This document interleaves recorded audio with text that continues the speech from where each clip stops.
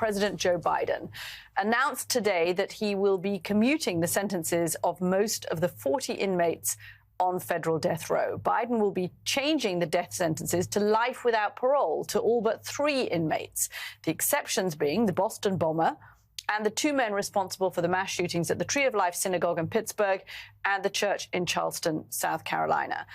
Advocates fighting against the death penalty, including Pope Francis, had been urging President Biden to grant the commutations before Donald Trump, who is pro-capital punishment, takes over in January.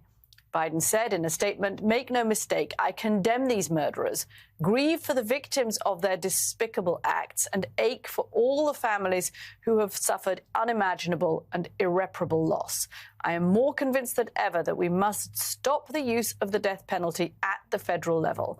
In good conscience, I cannot stand back and let a new administration resume executions that I halted." Joining us now is the president and CEO of the NAACP, Derek Johnson. The organization has been advocating for the Biden administration to commute the sentences of even more people in prison, especially those incarcerated under the war on drugs. So Derek, what do you make of this move? Perhaps not surprising, particularly after the Pope weighed in, but what do you make of it?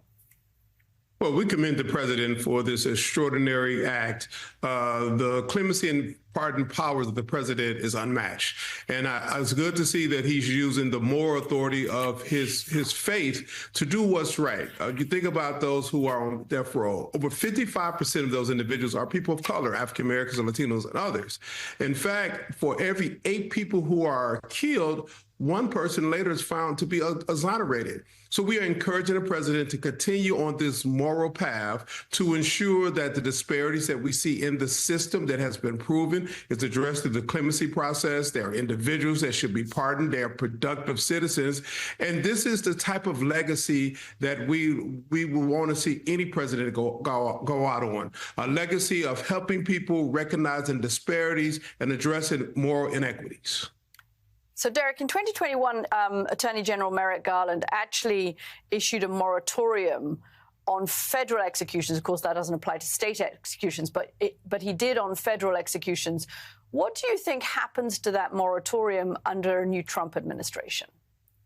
Well, unfortunately, we will resume in the process for those who are on death row to be addressed.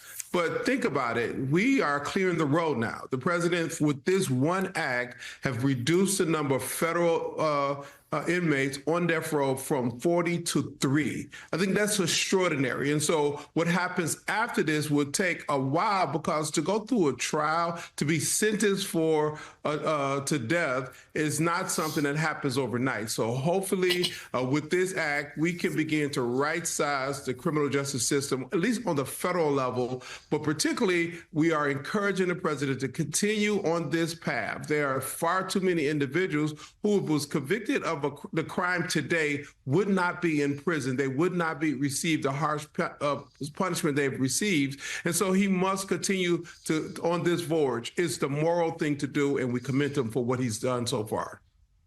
Derek, Sam Stein here. I think the backdrop to this is kind of interesting, which is it was Joe Biden in the mid-90s who crafted the law, the crime bill, that ended up establishing some of the statutes that applied for the federal death penalty. And now we have him, what is it, my math's pretty bad, 30 years later, going in the opposite direction. As this decision comes down this morning, commuting or changing the sentences to life without parole for 37 of the 40 inmates, I'm just wondering if you could talk about what you think the politics are here, because obviously the White House will be attacked for this decision by a lot of people who think, look, these are heinous cases, horrible crimes. These people do not deserve leniency. And Joe Biden, you set the law yourself for putting these people to death.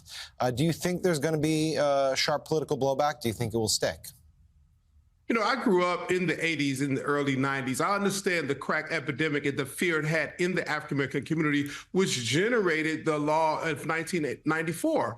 And as a result of that law, you had the majority of the Congressional Black Caucus who also supported their law. So let's evolve as a nation. Our understanding around the criminal justice system has evolved. In fact, mass incarceration has not served this nation. So if we don't learn from the past, we're doomed to repeat it. So I commend the president for taking a stand today to address what we know is the reality. mass incarceration, inequity in citizens, and the disparity between crack and powder did not serve this nation well. So let's look forward, not look backward. I don't think anybody will have that backlash, although those who will be individuals who are already in the Trump camp. President Johnson, Simone Sanders Townsend here. I'm wondering what else you would like to see the president do prior to him leaving office on January 20th. I am sure, I'm positive that the president has sought your counsel, and I'm wondering what that was.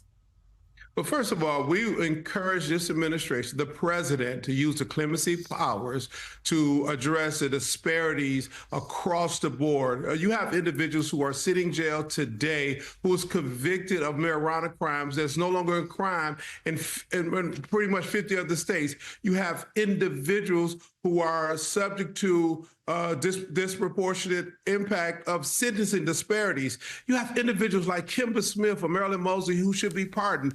We have an opportunity to hear, as this administration go out, to right-size our criminal justice system on a federal level in a way that we have not seen before. His legacy is something that we will celebrate once he pardoned and commute the sentence of so many individuals who should not be sitting in jail or who could be leading productive lives and contributing to society. And Caddy mentioned the role that Pope Francis had to play here. The White House announced that President Biden will make his final international trip while in office to the Vatican to see the Pope sometime next month. President and CEO of the NAACP, Derek Johnson, thank you, sir, for joining us this morning. Thank you.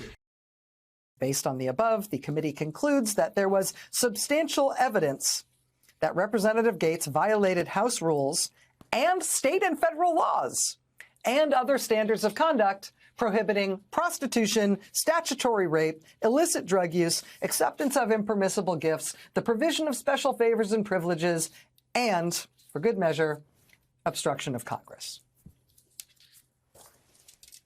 Violated House rules and state and federal laws prohibiting prostitution, illicit drug use, statutory rape. The House Ethics Report on Republican Congressman Matt Gaetz that was released today, which immediately raised some questions like, given all the evidence that the ethics investigation turned up, how did he avoid getting criminally indicted? Also, given roughly 330 million people to choose from in this country, what does it say about a person's judgment if they survey the 330 million people of this country and decide that this guy's the best one? This is the best pick in the country to be Attorney General of the United States. State and federal laws prohibiting prostitution, illicit drug use, and statutory rape. Now, while Congressman Gaetz denies all wrongdoing, I think it's beyond inarguable that he has sort of a special place in the Trump transition and will for all history. Donald Trump's transition to his second term in office has been a series of humiliations and failures, but none worse than choosing this particular person to be Attorney General. A prospect that lasted 8 days and then collapsed. And during that time, the president-elect himself reportedly called U.S. senators and lobbied them to approve this choice, vouching for the guy, telling senators they needed to support him, putting his own political capital into the game. The vice president-elect personally, physically brought this guy in and out of senators' offices, putting his own credibility, his own political capital on the line to vouch for this guy and get this guy approved. Multiple Republican senators went on the record indicating, oh, yes, absolutely, I'll vote for this guy for Attorney General. Sure, why not? That's my best judgment. Hi, Lindsey Graham. Hi, Tommy Tuberville. Hi, Bill Hagerty. Aren't you glad you took the humiliating reputational hit to vouch for Matt Gaetz, given that just days later he dropped out, and now we've got the Ethics Committee accusing him officially of statutory rape and prostitution and lots of drug use, including him allegedly setting up a fake email address in his congressional office that he specifically used to score pot. Was that worth it for you? Do you want to do it again? Don't forget all the congressional Republicans who went on the record and voted to make sure that this information would be kept secret, so Matt Gaetz could have a chance of becoming Attorney General of the United States without the public ever finding out all the evidence that Congress collected about, again, statutory rape, prostitution, drug use, etc. That includes the very, very, very pious, biblically guided Speaker of the House, who went out in public and strenuously argued that the American public should not be allowed to know the evidence that the House had collected about Matt Gaetz. And the American public should not be allowed to see that evidence so Matt Gaetz could become Attorney General. Without anybody knowing about what we now know is the Ethics Committee's conclusions that there is substantial evidence that Matt Gaetz broke all these laws, including, you know, the ones about grown men not having sex with children. The deeply pious House Speaker insists that that information must be kept secret from the American people so that Matt Gaetz can become Attorney General of the United States. House Speaker Mike Johnson, how do you feel about putting your reputation in this particular dumpster? Would you do it again? Because you're going to be asked to do it again. How do you feel about being asked to put your reputation in this particular dumpster, given that the Gaetz nomination was withdrawn just days later? So you did it for nothing. The Trump transition has been a 20-car pileup of errors and humiliations that reflect poorly on Trump as the decision maker at the top, but that have also inflicted political harm and humiliation on lots of other Republicans who his errors have messed with, including his own vice president and all the senators and all the Republican members of the House who he made go to bat for Matt Gaetz. All this after an election in which Democrats gained a couple of seats and Republicans lost ground in the House, which means Republicans' margin for getting anything passed in the House is now smaller than at any time in the past century. And now, on top of all that, as what we expect to be his last act, presumably before Christmas, we just had Transition Trump run the Republican-controlled House right up to the precipice of another government shutdown, the closest we have been to a government shutdown since the last time Trump was president. I mean, Trump has made a lot of errors and unforced, humiliating own goals in this transition. And I think the media should cover it more that way.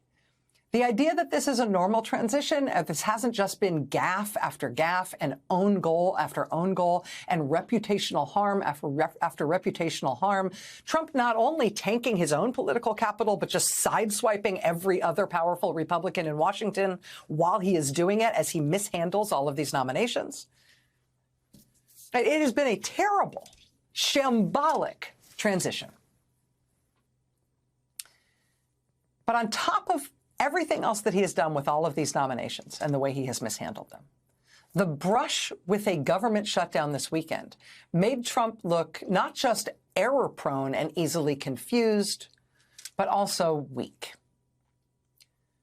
The whole drama over whether or not to shut down the government, you'll remember, was not started by Trump. It was started by eccentric right-wing billionaire Elon Musk, who posted online over 150 times about the funding bill to keep the government running, stating lots of things about it that were definitely not true, insisting in increasingly vociferous terms that Republicans needed to tank that bill and not fund the government and shut everything down. It was only after Musk had gotten the ball rolling that Trump eventually joined in. Once Trump got involved, he did start making demands from the Republican-controlled Congress, telling them what he wanted from them as he was pushing them toward a shutdown. What did he want them to give him? He wanted a very specific thing that he asked for explicitly. He wanted the Republican-controlled Congress to abolish the debt ceiling. Don't worry, though. You don't have to bother reminding yourself what the debt ceiling is because they didn't do it. Trump wanted it, he demanded it, but he didn't get it. They didn't make any change around the debt ceiling, even though that's what Trump was demanding, which makes him look, again, error-prone, easily confused, and weak. It particularly makes him look weak compared to Elon Musk, because what did result from the standoff that nearly shut down the government this weekend, what actually did change, is not what would have benefited Trump, is not what Trump asked for. It's not the debt ceiling thing. Instead, it's what would have benefited Elon Musk. Because what they did remove from the government funding bill was a provision that would have screened and regulated U.S. investments in China. And those new rules could have interfered with Musk's reported plans to build yet another massive manufacturing plant in China, right down the street from the largest Tesla factory on Earth, which he has already built in Shanghai. Because USA, USA, USA. As David Dayen put it at the American Prospect this weekend, quote, "This is the first scandal of the second Trump term. And take a long look, because it's going to look like all the other scandals. This is going to be a constant theme of the next 4 years. Personal business interests are going to constantly take precedence over governance in the Trump-Musk White House." The word for this is oligarchy, and oligarchs do not think about the country first. Luckily, they've already taken integrity off the coat of arms, just sandblasted it right off of there. So we don't have to do it ourselves. We are starting the holidays in the midst of a presidential transition that really has been a shambolic mess, and it should be covered as such. But on top of all of those mistakes, we are now seeing the first signs that the errors and the own goals and the self-inflicted humiliations of this nascent presidency, they may reflect a new president who is not just incompetent, who is not just bad at the basics of what it takes to appoint people to jobs and run a transition. We may be seeing the first signs of a new president who is weak enough not just to fail, but to be taken advantage of by some of the brighter bulbs on the tree. So Donald Trump spent the weekend adding to his expansive vision of America. He's already claimed that Canada, a sovereign country with roughly 41 million people, is America's 51st state, which came as a stunning surprise to Canadians, border agents, and the rest of the world. He went on to troll Canada by posting a picture of himself staring out at a Swiss mountain with a Canadian flag. Confusing, yes, I know. And on Sunday, he threatened to take the Panama Canal, which the United States built but relinquished control of in 1999. Naturally, Panamanian President Jose Raul Mulino didn't love the idea, responding that, quote, "Every square meter of the canal belongs to Panama and will continue to." But Trump fired back on his social media site. We'll see about that. Then there's his dream of owning Greenland, which he resurrected when he announced his new ambassador to Denmark, Ken Haury, another billionaire Peter Thiel, Elon Musk buddy, writing, "For purposes of national security and freedom throughout the world, the United States of America feels that the ownership and control of Greenland is an absolute necessity." Yep, he said it was a necessity. Greenland gained home rule from Denmark in 1979, and its head of government dismissed Trump's calls as meaningless. It's unclear how Trump plans to acquire these sovereign nations, and if that includes the use of American military force. But Rolling Stone reported that a senior Trump transition member said that there's a debate about how much should we invade Mexico. And another source told the magazine that a soft invasion would involve American special forces assassinating cartel leaders in Mexico. Joining me now is Basil Smykel, Democratic strategist and MSNBC political analyst, Rick Wilson, former Republican strategist who co-founded the Lincoln Project, and Ferdinand Demandi, Democratic pollster and MSNBC political analyst. Three of some of my favorite people. I mean, guys. Basil, let's start with you. It's a very Putin-esque thing to make these grandiose claims. How does this even happen, though, realistically and logistically, without Trump deploying use of force?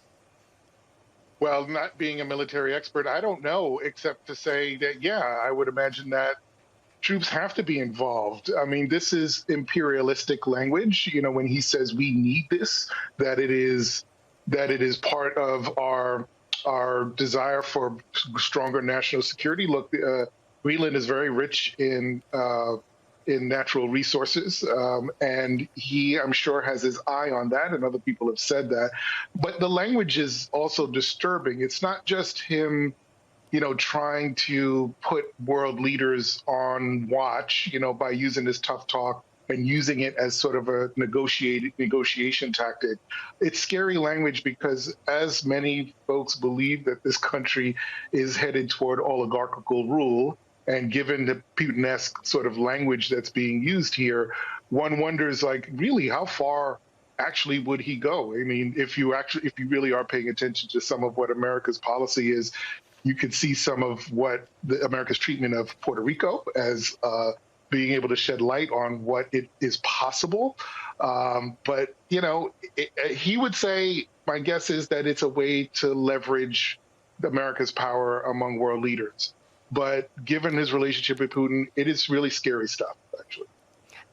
I mean, Rick, one of the people we know, Miles Taylor, said that in the first Trump administration, Trump asked him and other officials in 2018 whether the United States could swap Greenland for Puerto Rico because, in Trump's words, quote, Puerto Rico was dirty and the people were poor. Yeah. Remember, first term insanity, but some guardrails, less loyalists. Second term, no guardrails, all loyalists. And now we have them talking about assassinating cartel leaders in Mexico to be able to do a soft invasion of Mexico. First off, Katie, I'm sure that in all these countries, we will be greeted as liberators. It's going to be a great, great American success story. Trying to invade northern Mexico sounds to me like, Vietnam with spicier food. This is a bad plan across the board. But I think in some ways, this really points to the unseriousness of the Trump administration and of Trump's allies. If their claim during the campaign was that our biggest international competitor is China, we're pushing other countries into the hands of China by doing this kind of ridiculous and absurd and overreaching set of posturing that will not happen. Trump likes to flood the zone with what, but this idea that we're going to invade Canada or invade Mexico or seize the Panama Canal, none of it is serious. None of this is a serious proposition, but it is a dangerous one because it shows that Trump thinks that all the alliances and the friendships and the economic relationships that we have with these nations, and Mexico and Canada, biggest trading partners, are there to just be toyed with, and it's an insulting and foolish behavior. But I'm not surprised. Fernand, Trump may have these very grandiose visions to expand the size of America, but he's also on a domestic front still going after woke, the war on woke, which he did again this weekend when he announced that he would stop transgender lunacy, as he calls it, and make two genders the official U.S. policy. Take a quick listen. Under the Trump administration, it will be the official policy of the United States government that there are only two genders, male and female. Okay, Fernand, but the eggs. What about the eggs? Well, eggs, the price of eggs and home ownership and the economy was a distant fifth in the campaign polling I did, Katie, where seizing the Panama Canal was number one, invading Mexico was number two, invading Canada was number three. Seriously. But, I think Rick said something that I really want to highlight here. He talked about how this isn't necessarily serious, but it's dangerous. I think it is serious. I think it's also extraordinarily dangerous because, as we've talked about, there are no guardrails anymore. And for the world's largest and only superpower to be engaged in this kind of bellicose talk directed at our allies, mind you, not even at our hostile enemies, so to speak, at our allies, you have heads of state around the world saying, oh, my God, what is going to happen? This is the consequence of this election. And the framing device that I do to understand this bonkers talk is simply to imagine what would happen and how would the actions be if Vladimir Putin managed to be in charge of foreign policy for the United States. And that's how all of this stuff makes sense. Attacks on our allies, undermining America's stability, undermining our moral authority, engaging in this woke-based stroking politics and not focusing on the issues that the American people said they voted for Trump for, which again was the economy and trying to contain some of the issues at the border. Instead, this talk speaks to what we have, which is a fascist dictator on our hands. By the way, he promised to be one on day one, which is now 30 days away. So we got a bombshell today during what is usually one of the quietest weeks in Washington all year. The House Ethics Committee released its final report on Matt Gaetz, the now former Republican congressman and breakout MAGA star who Trump wanted to be his attorney general. Now, it does cover some things we basically knew before. I mean, we knew from multiple reports that Gaetz had paid women for sex. We knew one of those women was alleged to have been underage. And we knew Gaetz ultimately did not face federal charges for his conduct. But the committee's findings in this 42-page report were still eye-popping and maybe a little too vivid in the level of detail at times. And they assert that Gaetz did likely break the law. Overall, they concluded that, quote, there was substantial evidence that Representative Gaetz violated House rules, state and federal laws, and other standards of conduct prohibiting prostitution, statutory rape, illicit drug use, acceptance of impermissible gifts, the provision of special favors and privileges, and obstruction of Congress. Whew, that's just part of the report. And the gritty details back up a whole lot of the reporting over the years about Gaetz's creepy conduct. It also says, quote, from 2017 to 2020, Gaetz made tens of thousands of dollars in payments to women that the committee determined were likely in connection with sexual activity and or drug use. In fact, according to the committee's investigators, he paid 12 women almost $100,000 during that time frame. Among those women was victim A, a minor who at the time of her encounter with Gaetz in 2017 had just completed her junior year of high school. Let that sit with you for just a second. In her testimony to the committee, she recalled receiving $400 in cash from Representative Gaetz, which she understood to be payment for sex. And while Gaetz has repeatedly denied engaging in sexual activity with a minor, the report also notes that he refused to answer specific questions relating to his interactions with victim A. In the end, the committee was not at all ambiguous about what happened. They ultimately found that Gaetz violated Florida's state law on statutory rape. The report also detailed the many troubling ways that Gaetz preyed on these women and pressured them into sex. As the committee writes, he took advantage of the economic vulnerability of young women to lure them into sexual activity for which they received an average of a few $100s after each encounter. Also saying, quote, at least one woman felt that the use of drugs at the parties and events they attended may have impaired their ability to really know what was going on or fully consent. One woman said, quote, he would make me feel bad about not having sex with him. Another said their relationship changed over time and came to feel like a task. And another said, when I look back on certain moments, I feel violated. So there is a lot of galling news in this report, a lot of disturbing details. But here's the thing. It really just confirms with more excruciating details what we've long suspected. Given the abundance of reporting about Gaetz we've seen over the years, thanks to lots of great reporting. And yet through all of this over the last few years, all the reporting, all the details, Gaetz has only become more of a fixture in the MAGA world somehow. I mean, Donald Trump nominated him to be the top law enforcement official in the country. The right's most prominent billionaire kingmaker, Elon Musk, endorsed Gaetz for attorney general as, quote, our hammer of justice, and called the accusations against him worth less than nothing. Even after his resignation from Congress, he was still rewarded with a platform on the right-wing cable news network OAN. And just yesterday, Gaetz spoke at an event for Turning Point USA where he mused about running for Rubio's open Senate seat. That's in the future. I mean, just a few hours after Gaetz spoke on that stage, Donald Trump spoke about him in pretty glowing terms. Friend of mine who I haven't seen in a little while, Matt Gaetz, is here. Where's Matt? He's around here someplace. Matt Gaetz. He's got a big career set up. That guy I just described in that report, that's Trump yesterday, calling him a friend of mine, saying he's got a big career set up. And here's prominent MAGA mouthpiece Steve Bannon just this morning.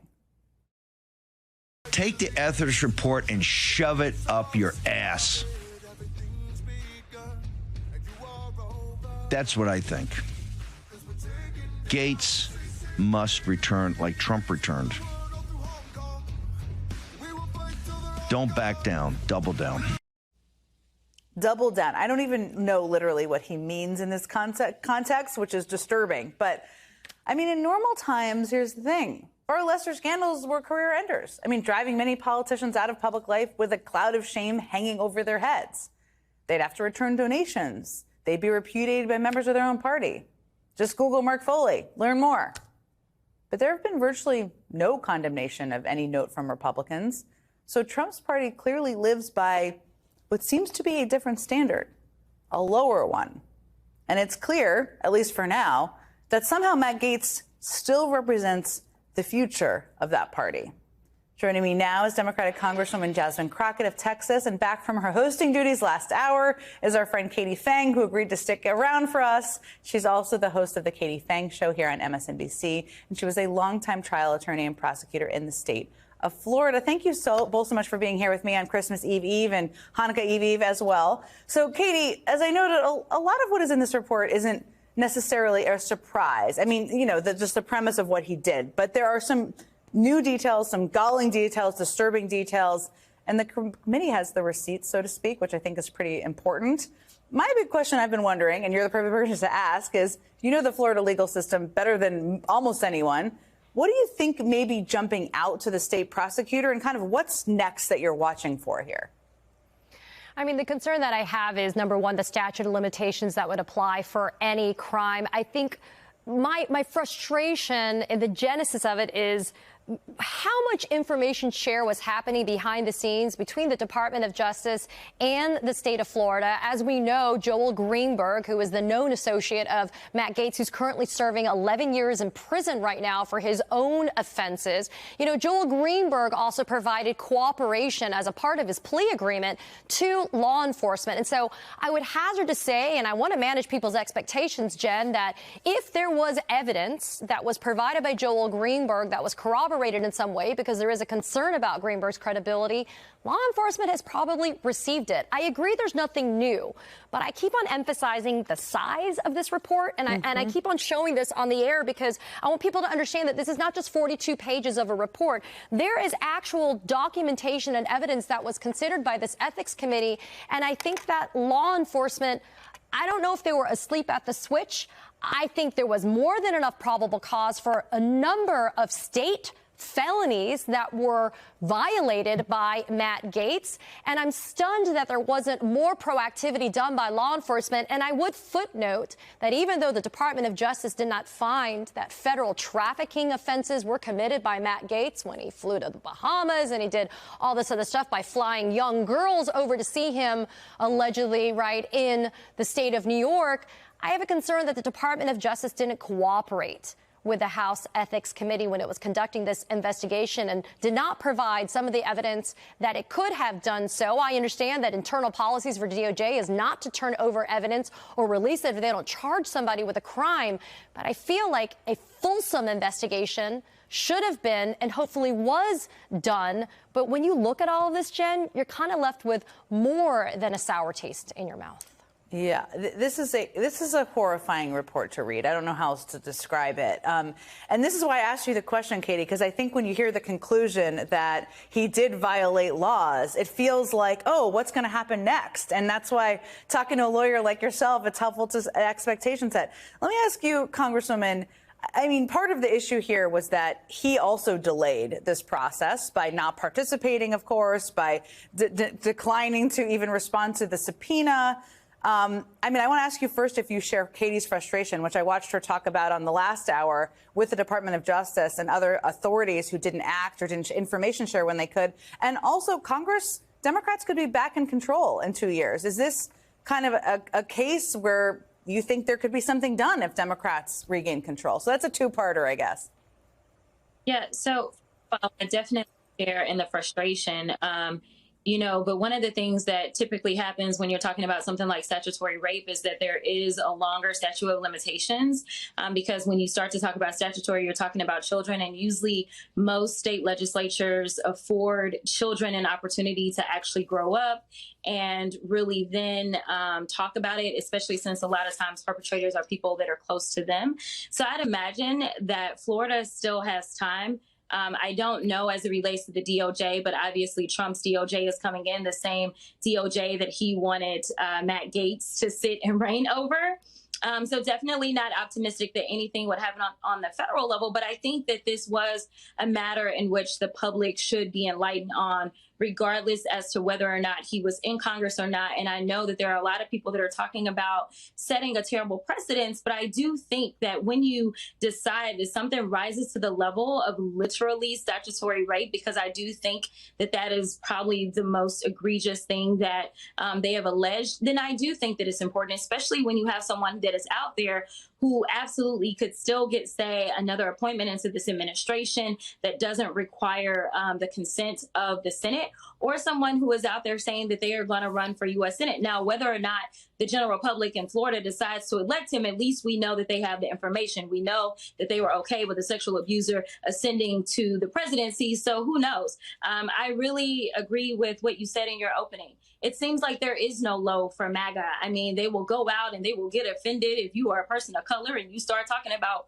race in any way. At that point in time, you're somehow race baiting or whatever the case may be, or they can go and say, lock up Hillary Clinton because they're talking about a server that she used. And we know the recent conversations about Trump and the server that they're using as it relates to his transition back into power. It is amazing that they seemingly always want to make up laws to lock up anyone that does not see the world through the orange flavored glasses that they do. But I just think that America really needs to have a reckoning and decide, are we going to be a country that is okay with the lack of morality, okay with the lack of family values, okay with the lawlessness, or are we not? There is no middle ground. We either are or we aren't. April, I'm wondering what your takeaway is from this report. It's obviously been long anticipated. Is it about what we had expected? Is it worse? Is it better? And what does this mean for Gaetz' potential political future, if he even has one? It's worse because it's real. When you think it versus when you know it, that's the whole piece. Now we know it. For those who support transparency in government, this is a win for them, but it's definitely not a win for Matt Gaetz, who Donald Trump did not vet for the office of to be in a cabinet position, to be the head of the Department of Justice. I mean, you have someone who has a report from his colleagues in Congress showing what he did, and this is the man that could have been the head of the Justice Department. This is scathing for Matt Gaetz. Stephanie, I want to ask you, since you and Gaetz overlapped a bit in Congress, it seems he didn't have a lot of friends there, even on his side of the aisle. Are you surprised this report was released, and what are you expecting the reaction to be? Members of Congress to the highest standards of conduct. And unlike other committees, this committee is one that is evenly split between Democrats and Republicans. And so the fact that this committee voted to make the report public means that there were Republicans who voted with Democrats to issue this report. So this was quite a bipartisan effort to ensure that there was some transparency. And I think, you know, the American people would deserve to know that no one in elected office is above the law or beyond accountability. Charlie, you know, you're a Republican. You used to chair the Ethics Committee. I'm looking at it now. This is a heck of an investigation. It says the committee authorized 29 subpoenas for documents and testimony, reviewed nearly 14,000 documents, and collected more than 24 witnesses. What is your read of this situation and why the committee decided to release this report even after Gaetz resigned from Congress? Well, first, let me say the Ethics Committee staff is nonpartisan. They're very professional. I'm not surprised by the figures you just quoted. They released this because there has been precedent for releasing reports after members of Congress have resigned, particularly in matters of sexual misconduct, which is obviously the case here. There was a case in, I think it was in 1990, Lukens of Ohio. He had allegedly sex with a 16-year-old. A report was released after he resigned from Congress. I believe that was the seat John Boehner then was elected to shortly thereafter. So there's also Mark Foley. The committee took actions after, he had sent inappropriate text messages to House pages. And there have been other issues. So I'm not surprised that they released this report, and particularly because he was being considered to become the top law enforcement official of the United States. And as I read this report, and it seemed that at least one, I haven't read the report yet, but I read an analysis by one news outlet that seemed to have had the report prior to its release. This is really damning. What I was really wanting to know was the committee going to recommend an expulsion because, there's sex, drugs, money. The committee is saying that supposedly that Gates may have violated Florida state law. So I'm wondering if the committee actually referred this matter to the Florida Attorney General for further review, which they can do. So there's a lot here. Matt Gaetz has suggested or implied that he might be sworn in January.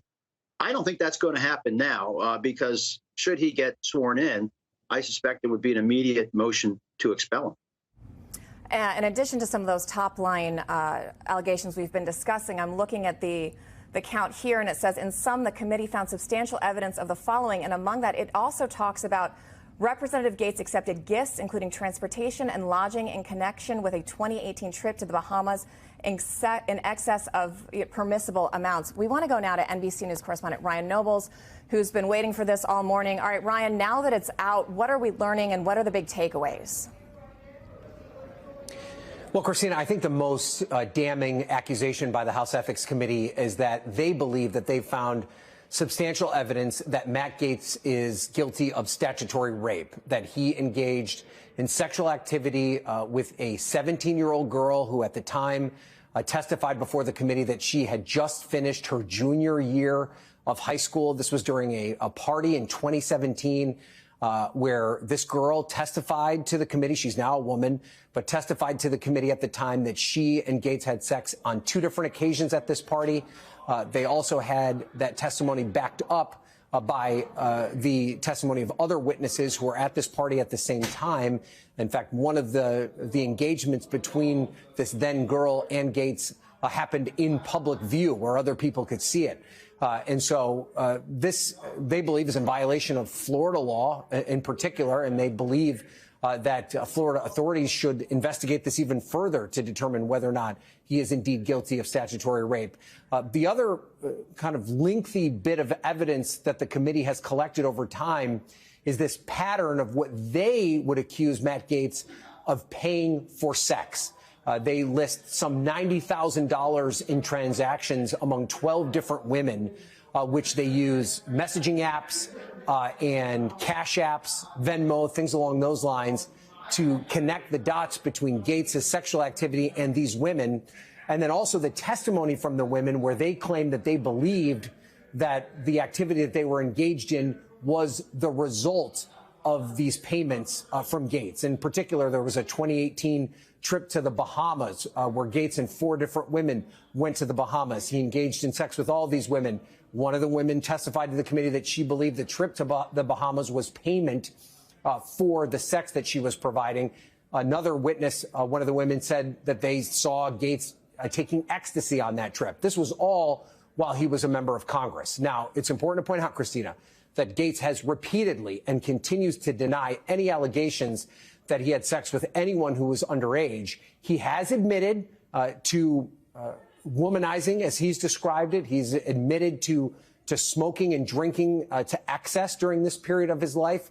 But this morning on his own X account, he is rebutting these claims specifically about paying for sex, pointing to a transcript of a prior civil matter where what he claims to be one of the witnesses that also testified before the House Ethics Committee repeatedly was asked whether or not she felt she was being paid for sex and said that she did not think that was the case.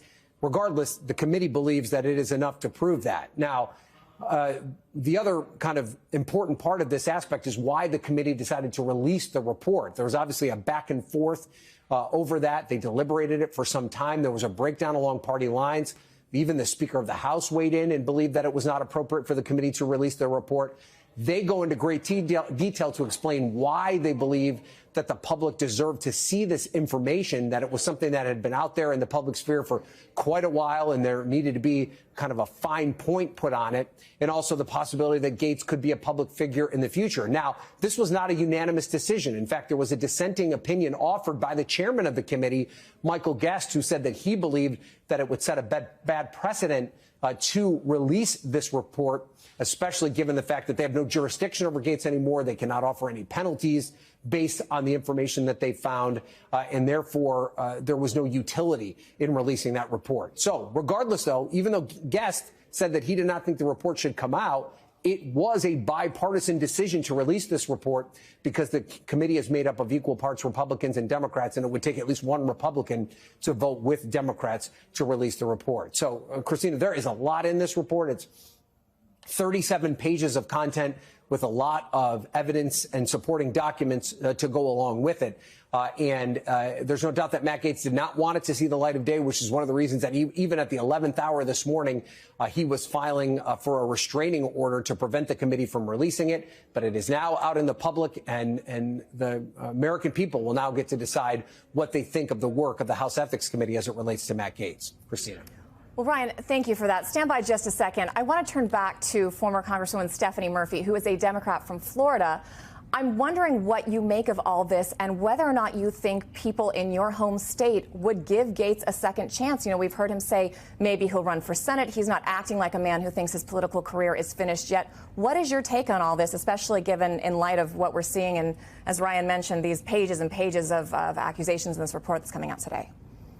You know, actually, this comes right down to my hometown, because this investigation initiated because Joel Greenberg, who was the tax collector of Seminole County, a county that I represented when I served in Congress, was being investigated for a variety of other issues. He has been sentenced, and I think as a part of his cooperation with the law enforcement, these issues regarding Matt Gaetz came to light. And so there was subsequent investigation there.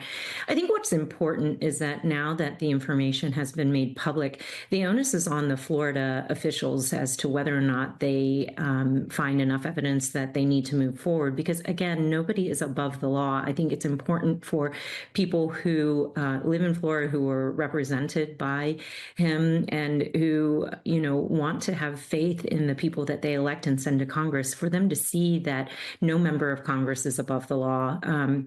And I also think, you know, it's important for the public to understand exactly the extent of his actions and to see him held accountable, and certainly to be able to include that in their calculus should he run for higher office in this state or federally.